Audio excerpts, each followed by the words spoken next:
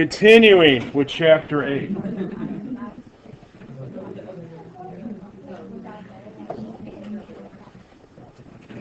How do you go? Oh, boy, here we go. Since now we know how to go from concentration to pH, how do you go from pH to concentration? You go from concentration to pH by taking the negative log. Well, to go backwards, you have to use what's called the anti-log. Oh, gosh. Oh. The anti-log, the H2O plus concentration,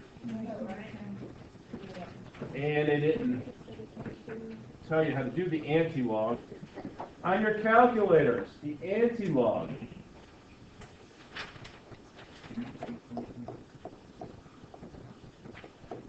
is 10 to the x. So if you look at your log button on your calculator, above that you should see 10 to the x. That is the second function for that button. That little second button on your computer is like a shift key. So if you hit that, it'll do the anti-log rather than the log. So example, if you have a pH of 4.8, the H3O plus concentration would be the anti-log, or that the 10 to the minus 4.8. I should have put this, the H3O plus is equal to 10 to the minus pH. So you take your computer, your calculator. Well, calculator is a computer. You 4.8, make it negative. So you got negative 4.8 on here. Hit second function log,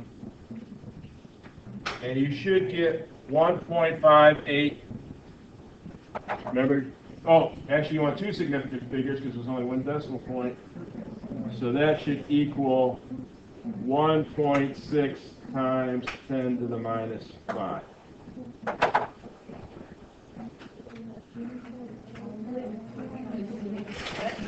Okay. Heading on.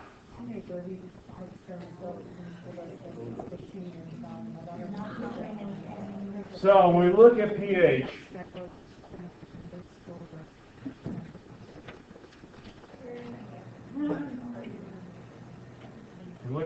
what are we talking about? It's a logarithmic scale. So we talked about significant figures. If we have two significant figures in the concentration, we have to have two decimal points in the pH. And vice versa. If we have 3 decimal points in the pH, we have to have 3 significant figures in the concentration. So a logarithmic scale means that every change in pH is a change of a factor of 10. So when you go from pH 2 to pH 1, it's not twice as acidic, it's 10 times more acidic. Okay, they use the logarithmic scale for a lot of things, like earthquakes.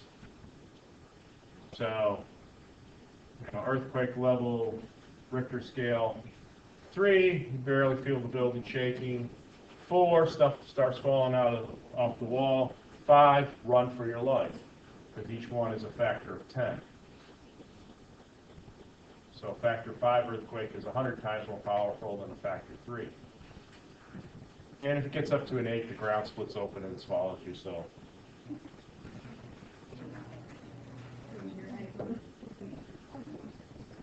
if we look at pHs in our body,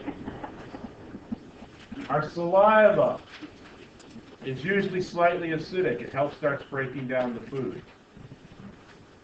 Our blood is slightly basic. Our stomach is very, very acidic. It's as acidic as concentrated hydrochloric acid. Okay? Our large intestine is on the acid side. Our small intestine is on the basic side. Our pancreas tends to be basic, and our urine can be anywhere from acidic to basic, depending on what you've been eating. Don't the clearer it is, the like less acidic. What? Like if it's like real yellow, that means it's more. It's basic. Or is it basic? I don't know. I've never measured it. It just means that you're a little dehydrated. You can, if it's clear, it's usually you're a little bit more dehydrated. It could be more acidic, but a lot depends on what you've been eating. But you say clear means you're hydrated. Yeah, so hydrated, so the H3O plus would be less concentrated, which would be more basic. So, you see the small intestine is basic. A lot of times drug companies, if the compound they're going to give you, the active drug, is sensitive to acid, they will make a tablet and coat it with a coating that won't dissolve until it becomes basic.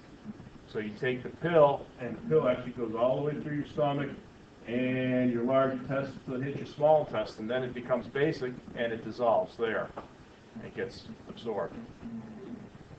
Because if the compound is sensitive to acid, and you take it and in your stomach, it'll just eat it up, and it won't be effective. So that can actually give you a pill then, if your kidneys weren't working right, it can actually give you a pill to help break the proteins down and keep them into your body. No. No.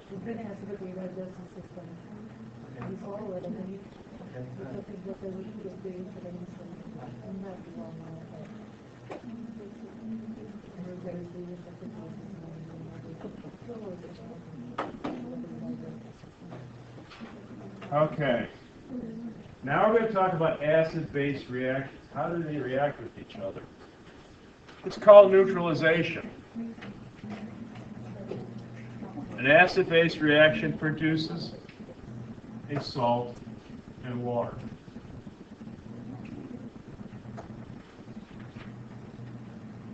So we usually get, it's a double displacement reaction. The one hydrogen from water displaces, or the one metal from the hydroxide displaces the hydrogen from the acid. So we get water and a salt.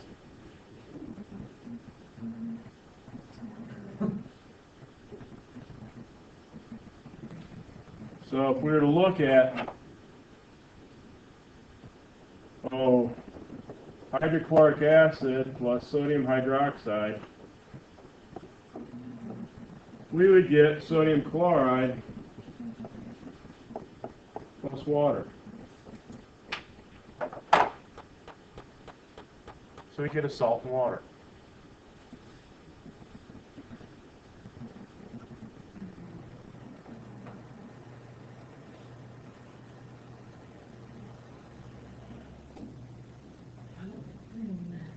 Okay?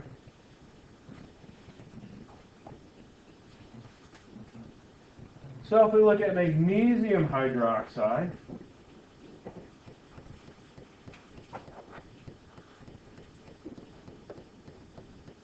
reacting with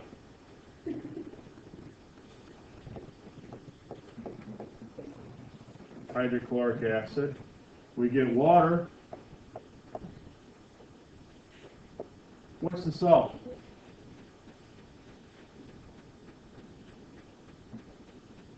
It's going to form.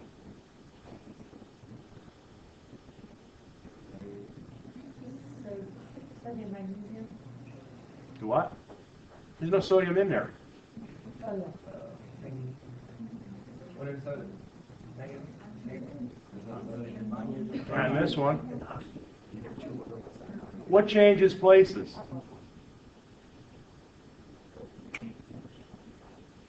What are the cations? What's the cation in HCl? pH. What's the cation in the MgOH2? Magnesium. So they switch places. So the H goes with the OH to give us water. The magnesium goes with what? Goes with what? Chlorine. They switch places. This comes here. This goes over here.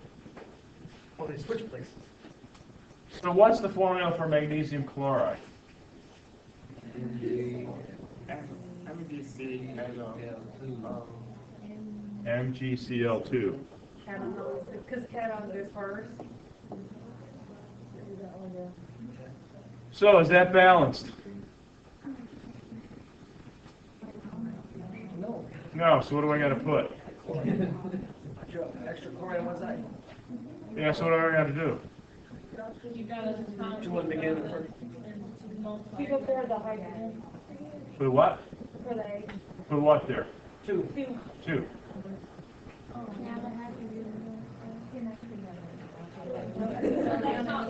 So now's it balanced? No.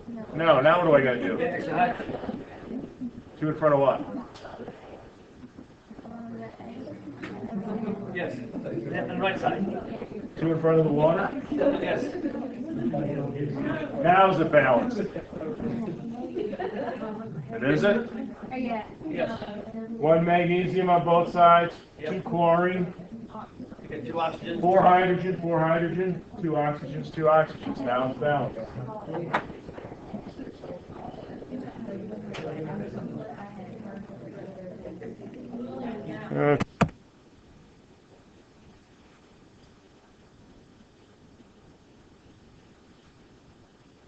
So when we combine them, we have to know that magnesium reacts with chlorine to give us magnesium chloride. There's the balanced equation. So what does that mean? For every unit of magnesium hydroxide we take, how much HCl do we neutralize? 2. Magnesium hydroxide is found in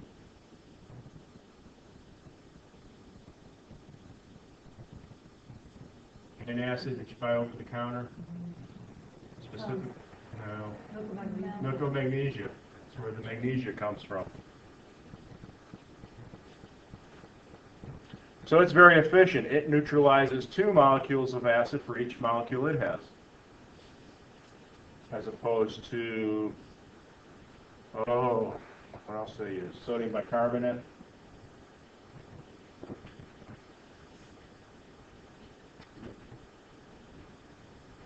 So if we look at a net ionic equation, this is the equation for HCl reacting with NaOH to give us water and NaCl. We break it down into individual ions, H plus, Cl minus, Na plus, OH minus, goes to water, liquid, Na plus, Cl minus. We cross off the ions that are equal on both sides. What we end up with is H plus OH minus goes to H2O.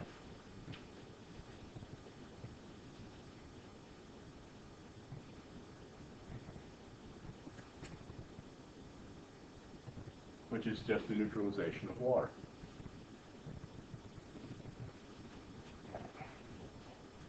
Bicarbonate. Sodium bicarbonate, baking soda, reacts with H plus to form carbonic acid. So, you have an upset stomach, you can take a teaspoon of sodium bicarbonate in water and drink it. You'll get H plus, react with the bicarbonate ion to give you carbonic acid. Carbonic acid is unstable, goes to water and CO2 gas. So if you drink a glass of sodium bicarbonate, baking soda, and you have an upset stomach, you'll neutralize the acid and then you will burp. Because that's got to come out. Huh? Baking soda and water. Yeah. Before they came out with all these fancy antacids, that was a common remedy. That's how you think. But the only thing is that new antacids don't make you perfect. Some of them do. So that is also, you get stung by an ant. That's formic acid, that's what hurts. Fire ants and that. Make a paste of baking soda, put it on top of there, that'll neutralize the acid, and the pain should go away. How about bee That stings? month ago. I think bee stings too, Really? yes. Quick. I know it's hypothetical. I got bit by some the ground boars bees, the white, almost yellow bees. They're Little hornets? Yellow small jackets? ones. Not yellow.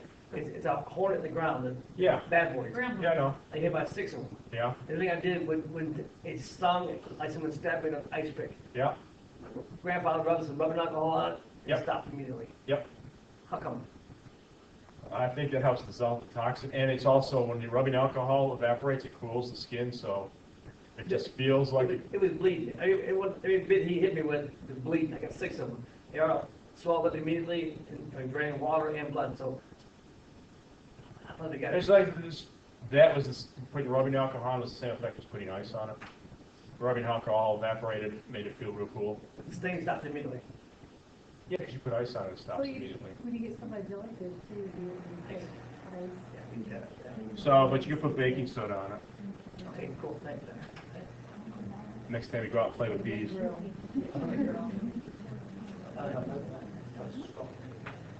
Reaction.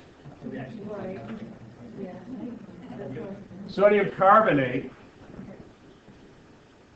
since it's a 2 minus, it reacts with 2 H pluses, yes. For bee stings and that? It's sticky. Depends what toothpaste it is. All toothpaste that have baking soda. That's right. I'll do it. Yeah, I don't know what's in there besides stannous fluoride. I'd have to look at the active and inactive ingredients, but there might be a basic compound in there. And there probably is a little bit of basic compound in there. You want to get rid of that black. Sticking something in there to help dissolve that. So calcium carbonate, which is, no, it's not baking sodium. Sodium bicarbonate is baking soda. Calcium carbonate is limestone. It's also Chalk. chalk. Chew on a piece of chalk. Will react with HCl to give you calcium chloride and also carbonic acid, which then goes to water and CO2 and you burp. A lot of pregnant women start eating chalk. I don't know why. Yeah, Huh? yeah, it's like when they have a deficiency in something that's Deficiency in calcium and that. They also crave brains, and they'll go out and get sheep My brains. monkey brain. So pregnant women are like zombies. Yeah. Is that what you're Oh saying? my God. Don't get their way. Leave them alone. Like that. Like that. And for anything for like. Sure. I've never heard the brain thing. But. Yeah, they had a like documentary. Strawberries. All right. Gummy bears. So, All natural. Monkey feed monkey brain. there is an analytical technique called titration. Determine the concentration of an acid or base in the solution, you carry out a titration. If you want to know the concentration of an acid, you use a base where you know the concentration, and you do a titration. You keep adding the base slowly until the acid is neutralized. And then if you know the number of moles of base, you know the number of moles of acid. And that's called the end point of the titration. And you can calculate the concentration of the solution of the acid.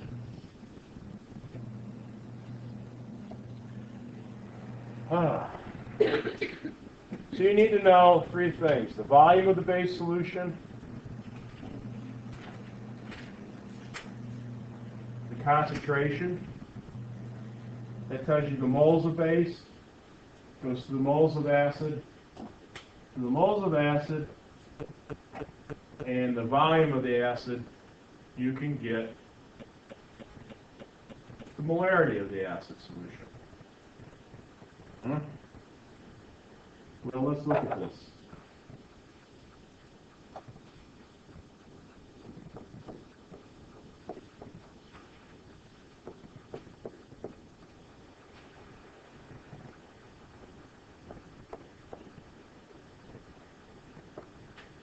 So there is titration reaction, acid-base reaction. I don't know the concentration of this. So I take 20 mLs of this. I start titrating it with NaOH.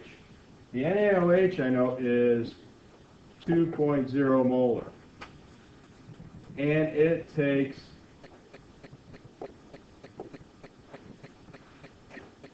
10 mLs.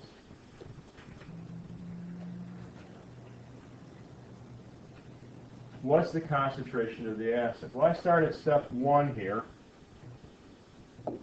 So I start with the volume of the base solution, 10 ml. I have to figure out how many moles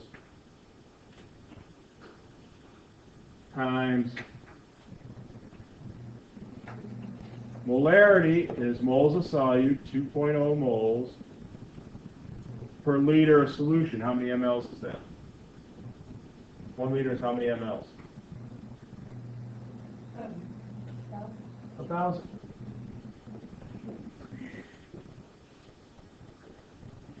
So that gives me 2.0 times 10 divided by 1,000.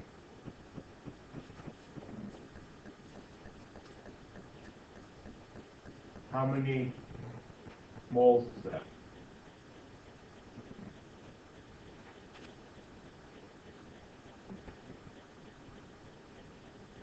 Okay. 0.02. 0.02 moles of NaOH. Step 2, I have to go from moles of base to moles of acid. So I have 0.02 moles of NaOH. Now we have to go to moles of HCl over moles of NaOH. When we go from moles to moles, what do we use? Remember stoichiometry roadmap? When we go across, we use the coefficients. What's the coefficient in front of HCl? 1. What's the coefficient in front of NaOH? 1. So how many moles of HCl do we have?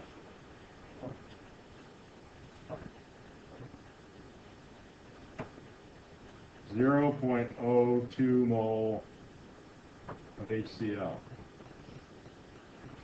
So now we go to page here, step 3, 0.02 mole of HCl. We have to go to molarity, so we're going to put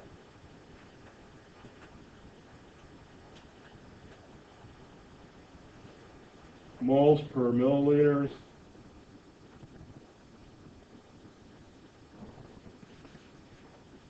A second to cancel. I did that wrong. Okay.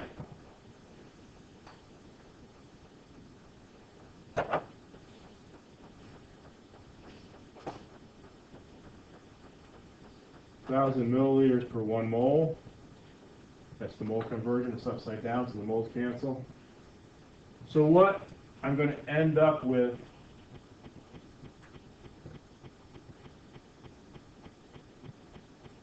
never mind. Cancel this. I got to look and see how much solution I used. How much solution of HCl did I have? 20 mils. So I have 0.02 moles of HCl in 20 mils,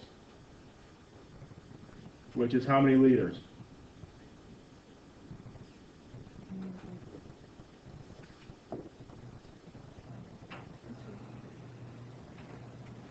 Right? So now I have moles per liter for step 3. What's the molarity?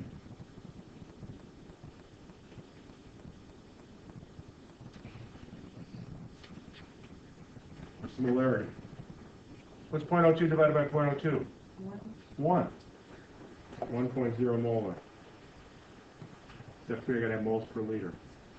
What's that, zero in In front of where? the O? 0.020. Oh,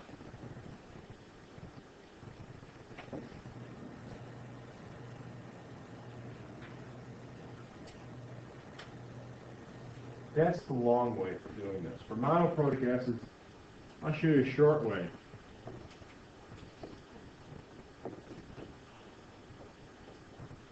M1V1 equals M2V2.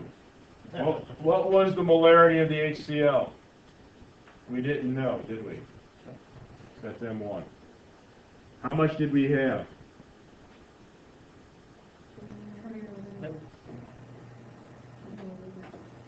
What was the concentration of the sodium hydroxide? How much did we use?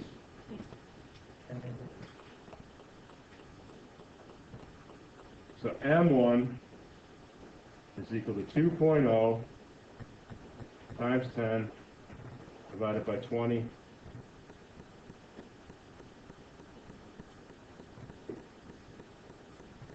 1.1 molar. So for monoprotic acid or base, that's how you do it.